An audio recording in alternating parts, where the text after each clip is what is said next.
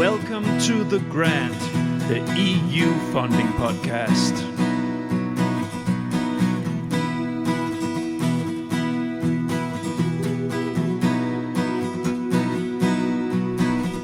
The Grant.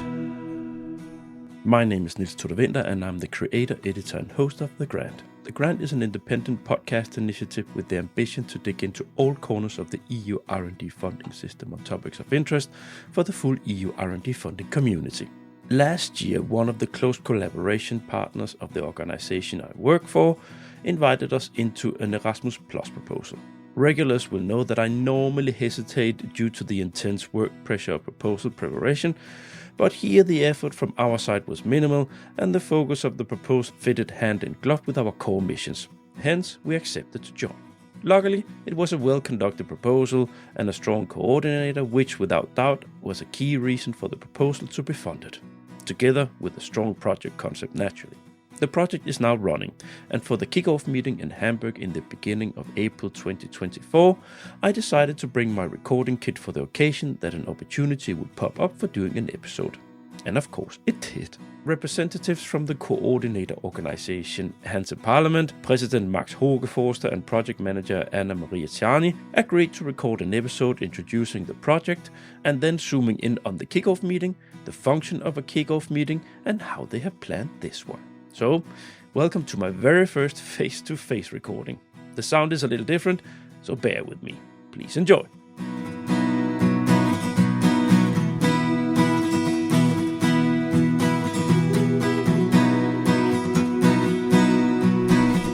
The Grant. Welcome to The Grant, the EU funding podcast. Now, that's the first time for everything. Now, you've been listening to more than 100 episodes of this podcast now, and everything has been done online because that has been the most easy way to do when I've been doing the podcast. Now, today is the first time I sit face-to-face with guests. And honestly, I'm doing my best for the sound here because it's a little bit intimistic because I haven't done this before and it called me unprepared, but we actually didn't arrange this before I came. You will get the context of what I'm talking about now in a second. First of all, I have two guests sitting here with me, and please welcome Max. Thank you very much, Niels. So my name is Max Hogeforster. I am the chairman of the Hanse-Parlament. The Hanse-Parlament is an organization that was established in 1994 in Hamburg when the wall came down, and our idea was to revitalize the Hanseatic region, the northeastern part of Europe, get in contact with all the new EU member states. And our main goal is to promote the small and medium-sized enterprises in the region, because we believe they are the ones that are beneficial for the region. They are family-owned, they're rooted in the region. And if you want to have a strong region, it's the best way to promote these small companies. And we do this in a network that we are running that exists of 55 chambers of commerce, chambers of crafts, and similar business support organizations, as well as 24 universities and higher education institutions. Because we realized how important innovation and qualification is to create growth and create innovation in the companies in the Baltic Sea region. And with me is my colleague, Maria Czarny. Thank you. Yes, Anna-Maria? Hi, Niels. And hello to the audience. My name is Anna-Maria Czarny, and I work as a project manager at Hanse-Parlament. I'm responsible for a couple of projects at this point of time from various funding schemes, talking about BSR Interreg, Erasmus Plus through national agency, and our latest projects, WIN4SMES, which is funded from the European Commission, from the Erasmus Plus funding. And I'm responsible for communication as well. So I'm very happy to be here. Thank you. Thank you. And I'm just going to check my levels. You have to bear with me out there, dear listeners. It's I'm multitasking much more than I'm used to here now. First of all, today we are going to talk about. This is going to be a short episode, yeah. First of all, because we don't have the time to do a long episode now. There's going to be plenty of time as we move on with the project. Now, this was just an opportunity since I was here anyways, right? So we're going to talk listeners, we still haven't told you why we're having this episode. This is an episode about a project that we have just kicked off. And we've just been attending a 2-day kickoff meeting in Hamburg for the WIN4SMES project. And that's an Erasmus project. And it's an Erasmus project in relation to vocational training. It's an Erasmus project for a specific concept that we're going to dig into in a second called COVE concept. Short outline, we're going to have a short introduction to the project, so the project in a nutshell. And I guess, Anna, Max, you're going to say a few words about the project, the objectives and activities. Yes, I'd love to. Like Anna Maria said, we are running a couple of projects, and this new project titled WIN4SMES is a big one that will run for 4 years. And if we do projects for 4 years, we really have to believe in it, because there's a lot of our lifetime that we spend doing these projects. And we are absolutely convinced that a project like this is needed. What's the background and why are we doing this? So when we start new projects in our regions and with our partner countries, we ask what are the biggest challenges for companies, for small and medium-sized companies in the region. And the biggest challenge at the moment for many companies in general is the lack of skilled workforce, lack of qualified workforce. So we have the demographic change that everybody knows about. So there's a lack of young people at all. And then there's also a lack within this group of qualified young people.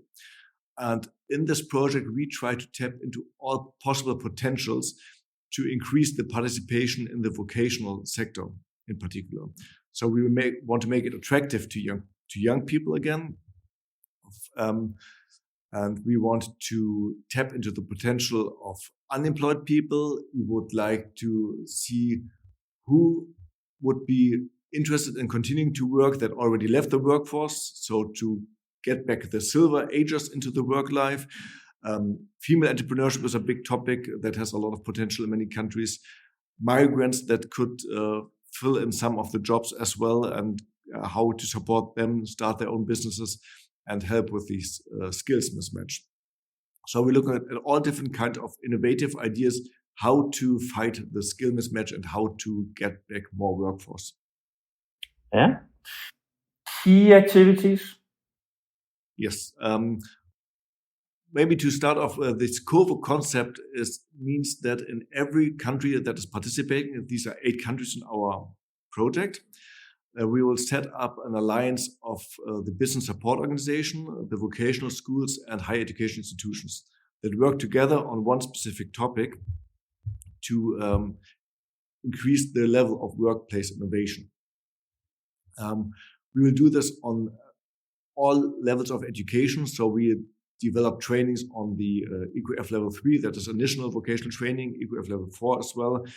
But we will also go to the higher education, and we will combine the academic education with the vocational training by implementing dual study courses. That's very interesting for young people that are considering doing a vocational training, but maybe the parents say, no, you should do a university degree. It has a higher reputation whatsoever, which is not right, but still a lot of people think that. And by combining the vocational training and the academic degree, we get these people also into the vocational training and as an important workforce for the SMEs that need hands-on educated people. And so we're developing many trainings on all of these levels, from initial vocational training to higher educational training. Can you explain the concept of workplace innovation? Sure. I could spend a few days talking about this because, first of all, innovation is very hard to define by itself. The easy way is to say it's something new or an improved idea. And looking at the workplace, it's the way we work together at the workplace and how we work together. So this affects all different kind of levels. It starts by realizing, for example, that the younger generation that comes into the companies today for vocational education, and they are 17, 18, feel there's bigger difficulty to talk to the older generation that might be 60 years old. In former times, this was not an issue at all. They just felt it's a strong hierarchy, top to bottom. But nowadays, the younger generation expects more of a cooperative workplace environment. And to create a more cooperative workplace environment, is a workplace innovation. To give you one example. I think maybe you can also boil it down to the fact that that the project wants to go in and engage with the companies, and so you have the clients, so to say, you have the ones that we want to engage more in vocational training education, and then you have the receivers, so to say, the companies, to make them realize it's sort of an employer branding, right? To make them realize they need to shape themselves and adapt themselves to a new reality of less skilled labor in this part of the world. Yes, absolutely, yes. That's essential, and especially in the craft sector, companies tend to be a little bit conservative, but they need to open up to new ideas. For example, also remote working is a big topic for the younger generation. They expect to have one remote working day in many companies, at least one. And still companies are a bit reluctant to do this, but we'll have to explain to them why they need to invest into new ideas to attract young talents. One thing that I'd like to add is with regard to the WIN4SMES project, revolves around the transfer of knowledge as well. So we spoke about business support organizations. We know that vocational educational institutions, so the initial level of vocational training is involved, as well as universities, something that we've already picked up on in our previous project, because we already have a COVE project, which is basically on the verge of finalization, because it's going until October, November, is how important it is for vocational schools to work together with universities in a group, how important it is for vocational teachers, school teachers, to understand the new trends that are coming in from the university level, the knowledge that's coming in, the developments of knowledge. This is something that we've picked up on through conducting interviews throughout an COVE evaluation process in our previous project. So that's something that can also be named as an innovation. Essentially, this kind of connection and transfer of knowledge that maybe exists to a certain extent in certain areas, but we also know that there's a little bit of a cutoff between vocational training and university level. So we're looking towards that kind of permeability between these areas. I think so. The concept from the project, so the build up, the structure of partners, and is you made a concept of case, right? These COVEs that we're talking about. We have 7? Yes. We have 7 COVEs in 7 countries, and in an 8th country, we are checking within the project if it's possible to set up a COVE. So to let you know which countries are involved and which countries will create their own Center of Vocational Excellence. This will be the Netherlands, Denmark, Germany, Poland, Lithuania, Finland, Hungary. These are the 7 countries that will establish a COVE now in the first step of the project until autumn 2024, and then create it so that it can run for the next 10 years at least. That's our ambition. And in the 8th country, which is Ukraine, we will check the feasibility to create a COVE as well. And that's, of course, a special challenge, but I find it very sympathetic that you, as a project manager and a proposal developer, have included them in the concept in the partner group, because we all, I think, have a sympathy with the fact that they should come out on the other side of some context, because it created a kind of special atmosphere in the partner room here in the conference room to have them on board. You know, it's because everybody knows what's going on there, so they have to do it. Yeah, we have to admire it. I mean, they told us when the war started, they just went on kind of standby modus in many organizations because they expected maybe it will end in a few weeks and then we'll continue our work. But now you had to realize it didn't stop yet, and you just have to pick up the work again and start also investing into the future. And they're doing it now, and it's quite brave, and we are happy to support it in any way we can. Triple helix was the word I was looking for before. Yeah, so the triple helix within this story, right? So have the different stakeholders, the education, the businesses, and the municipalities, and so on, in a triple helix on vocational training, so to say. That's the idea of the different cases here. Now, that was the nutshell. Let's move into dig a little bit out, like this COVE concept. So let's talk about it. Yeah. Yes. Can you share this with us? Because the truth is, all my listeners, my regulars at least, they know that I don't engage in EU projects, but now I do. So you're properly puzzled out there. So the case is that the thing is that I have a work where I don't work with EU, non-EU funding related job, as you all know. You've been listening to me for a while. But here I've been invited in as organization by one of our vocational trainings in the area that I work for. And we accepted because it fitted with the work that we're doing at my work. So that's why I'm here, and that's why we're part of the project. But I didn't know what a COVE was before I received the invitation. I didn't know about the concept. So now I know. But can you share with the listeners, as puzzled as I was when I saw that the first time, what is this COVE concept? Sure, I actually really like talking about it. So that's great that you asked that question. A lot of people at the very beginning think that Centre of Vocational Excellence, which is what that abbreviation essentially stands for, is maybe some kind of a physical building when people come together and talk about developments, curriculums, etc. That's not it. A Centre of Vocational Excellence is, and I have a couple of words to describe it that I use, and I think it shows the concept very well. I call it an ecosystem. I call it an intention to work. I call it a setup, a network of collaboration between three levels. So as stated before, we have the initial vocational training level. We have support, business support organizations. So in our case, or in many cases, these can be chambers, for example. And then we have the third level, which is the higher education level. So essentially, we have national COVEs. So on a national level, and then apart from that, we, as an entire project consortium, also make up a transnational COVE that consists of these national COVEs. So that's kind of it in a nutshell. Shall I elaborate on anything, or maybe Mr. Hogeforster wants to add something? Yeah, give a little bit more words to what it is supposed to do, and maybe also the origin of because I know it's an EU concept, right?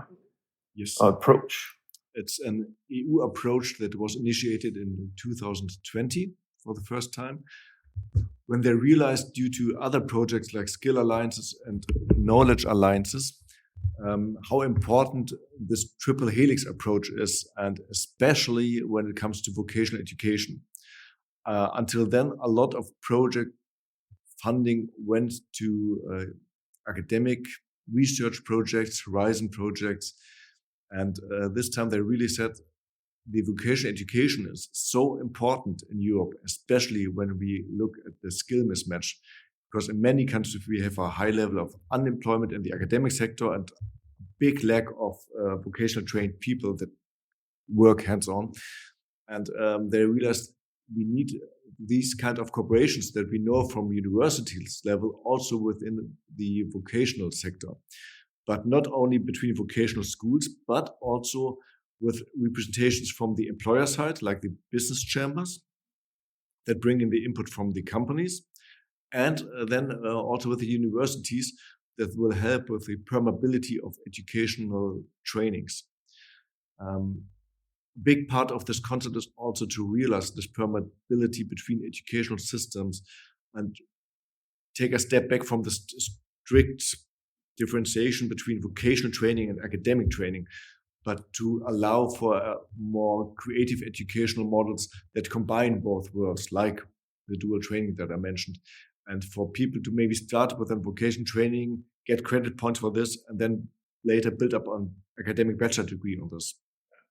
And for this kind of new creative trainings, they need the best competences from the knowledge institutions, the schools, and the business representations.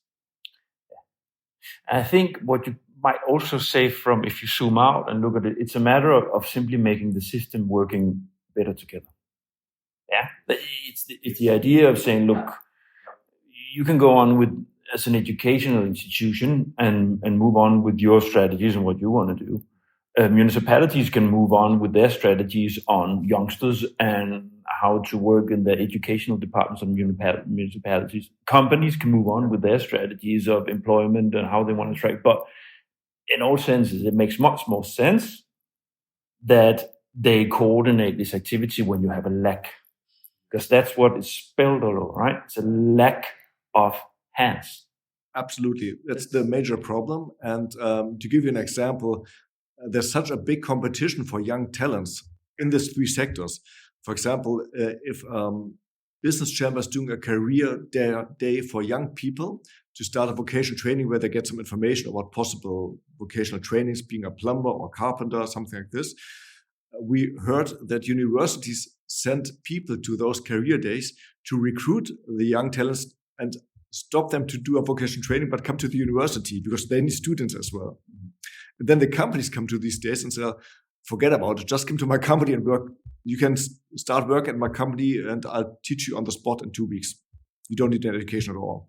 So the competition between the three stakeholders is so high, and none of these three solutions is sustainable. So they really need to make attractive offers in general for the younger generation to find their perfect education.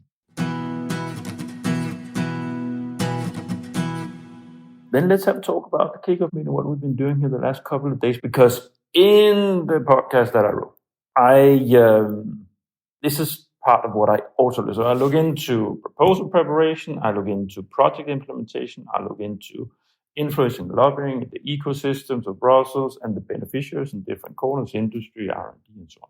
Now, this is, of course, landing in the corner of project implementation and the importance of, you have the formal things, right? You have a project that's been granted money, but it is the cutting date between the two different worlds. So first you develop a proposal, that's a document. Develop a proposal document, that's one big task as a coordinator, proposal coordinator. That's a significant shift when you move into actually implementing the project, the actual activities. It's two different worlds. You describe it in a piece of paper, and then you have to roll things out.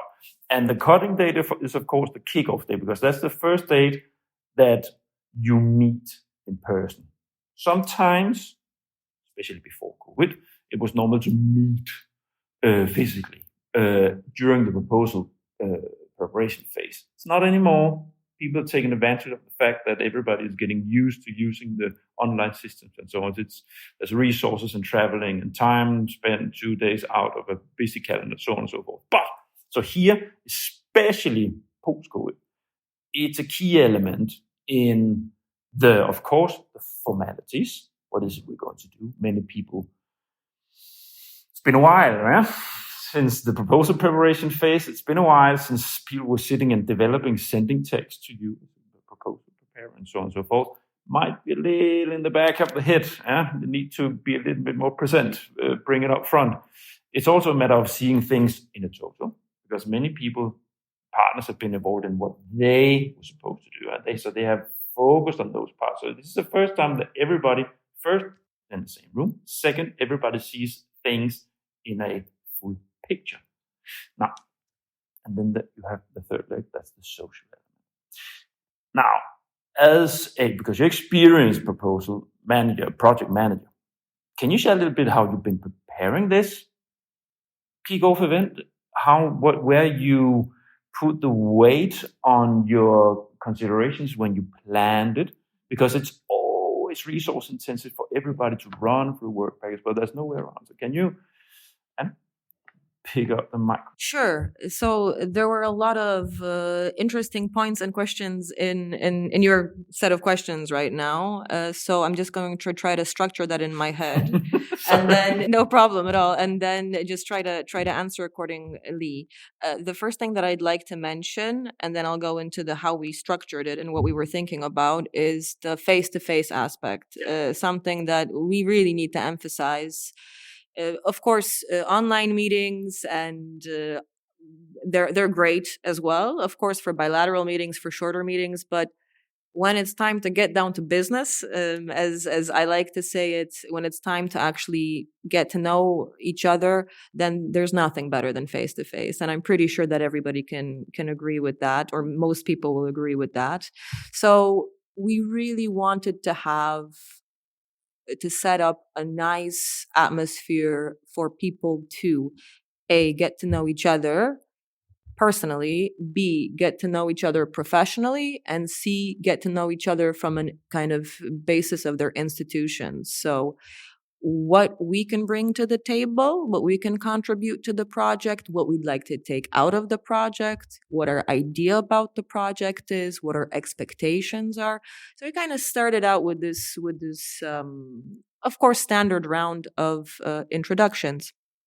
And now, just to follow up to the second or the last part of your question, what did we take into consideration? So when it comes to these kind of kickoff meetings, I think there's always a challenge with overloading people with a set of information.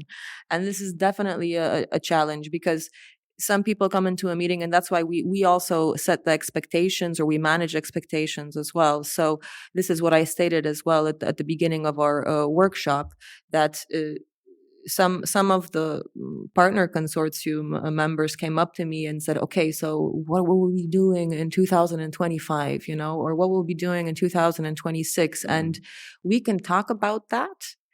Of course, and we want to show which direction we're going into. We absolutely know the results that we're going for, but it's a project that is in development. We don't have the curriculums yet, so I can't at this point of time, and I don't want to elaborate on what we'll be doing in 2026 when it comes to November, for example. So the point for us, and the way that we prepare it, is not to overload the partner consortium with information on the project, but to give an overview in such a way that they can put the puzzles together. So what are our standard processes when it comes to every single activity? Best practice collection, research, curricula tool concept generation. Then we have a testing and implementation phase. Then we have an evaluation phase, an implementation report phase, and then we finalize. And essentially all activities are built on that, right? So we don't go into the nitty-gritty, but we kind of give an overview for everybody to understand what the general concept looks like. And we also, of course, for example, today we held workshops, more content-related workshops, with who does what, how they feel about it. Is it a feasible option for them? And make assessments with regard to the topic subject matters in comparison to the institutions that they represent. Oof, that was an overload, I think, of info. Maybe, hopefully not. This is the dilemma of any project manager for kicking off a substantial, content-heavy EU project. How do you manage to do a kickoff meeting where people don't flatline? At the end of day one, everybody travels, so you start normally at noon, day one, for people to have 2 hotel bookings, right? So at least some can avoid it. And then that's an intensive afternoon, and you cut it. You managed to actually cut time because it was scheduled to 6:30, which is just rough. Because that's normally you end your working day like any time between 4 and 5:30, right? And then you've been traveling, and then you need to. Yeah, it's a lot of impressions, but you have to do it. So how do you do that? I think you did a fine job, and you said, "Look, I think you're just going to run quickly through this," and then you emphasized where people need to pay attention. Unfortunately, it was in the end. In relation to the dissemination, but you emphasize some things also because this is a lump sum project, and there are some specificities in relation to that even if you have been through a project before, that are different elements in relation to how do you get your money, aka finishing activities. That's what we are measured on. People to understand that, then understanding the principles of accounting. How do you financial principles of this kind of project. You have to run through that. It doesn't matter. People tell you have to go through. People have to. You have a responsibility also as a project manager to disseminate information, right? Absolutely. I mean, what Anna Maria said is totally correct. And it is essential in the beginning to inform the people about the legal framework, financial framework of a project, even though many have been running projects. Each project has a little bit different regulations. And we have to make sure they understand this. But we try not to micromanagement in these meetings. The most important thing about these meetings for me personally is the trust building. So we need to build trust within the partnership, and people need to feel at ease to ask any questions and see that it's possible for them. They don't have to be shy to ask anything stupid, or nobody needs to hide anything. So we're really trying to build a lot of trust within the COVEs in the national countries, but then also in the transnational group. And that's most important for me, because we will be working together for 4 years. We spent quite a lot of time together in these 4 years. And so it's really important to have a trustful start, I think. And then we can solve any issues that surely will come up in the next years. Yeah. It's also, you have different cultures. You have people who maybe their English is not so good. So they have to feel in a safe space, even though they don't feel like speaking. They have to feel that they can have the ability to raise their hand and ask if they have some important whatever question on formalities or how things are rolled out. And maybe a fun fact, just from my experience of the last 25 years almost doing EU projects, the kickoff meetings, initially people preferred to have it on a Monday and Tuesday or Friday, because they wanted to spend the weekend in the city when the project started. Nowadays, most people don't like that anymore, because they've been traveling so much and they would like to spend time with the family. So they're happy if it ends on Friday afternoon or it starts on Monday afternoon. They don't want to travel on the weekends anymore. It's a good development. I need to have an eye on the clock here. We need to soon wrap it up. But just shortly on the social elements, because you said it. Yeah, it's human psychology here. Also, it's human interaction. It's people meeting. So it's not just about dong. We need to do this. These are the rules. This is what we have to responsibility, so on and so forth. The most important part of this is the fact that you have sitting in the same room, that you interact with people, and the social activities. You made it nice. So one thing is that you made a bingo. Sort of came up with a bingo that you flagged through the formalities yesterday. And this, of course, we had the dinner last night, which was very nice. But maybe can you share a few words on your take on the social side?